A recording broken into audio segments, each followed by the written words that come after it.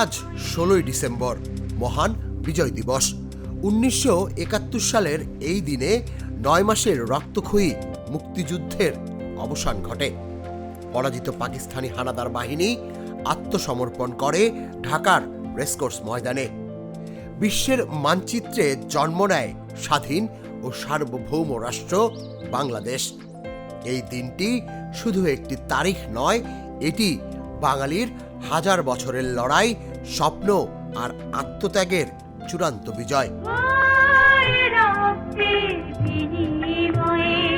1971 সালের 25 মার্চের কালো রাতে শুরু হয় ইতিহাসের নির্মম অধ্যায়।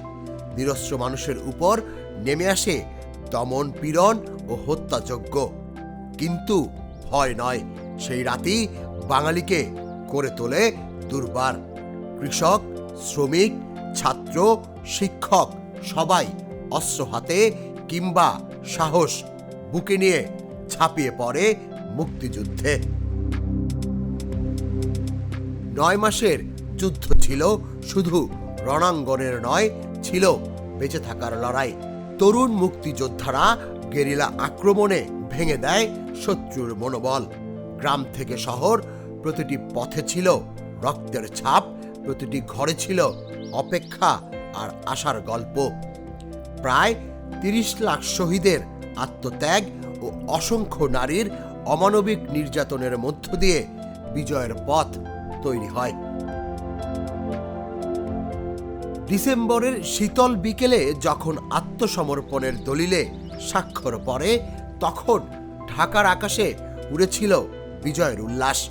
লাল সবুজের পতাকা প্রথমবারের মতো স্বাধীন দেশের আকাশে পূর্ণ মর্যাদায় উঠতে থাকে।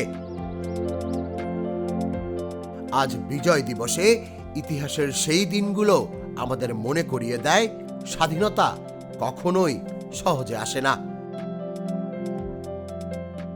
এই বিজয় আমাদের গর্ব, আমাদের দায়। মুক্তিযুদ্ধের চেতনায় দেশ গড়ার অঙ্গীকার নিয়েই আজকের বাংলাদেশ এগিয়ে চলেছে।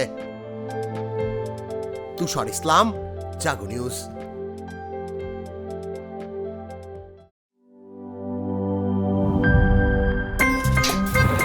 আমার একটা স্মার্ট সিদ্ধান্তে 25% গ্যাসের খরচ কমেছে। ভাবছেন কিভাবে?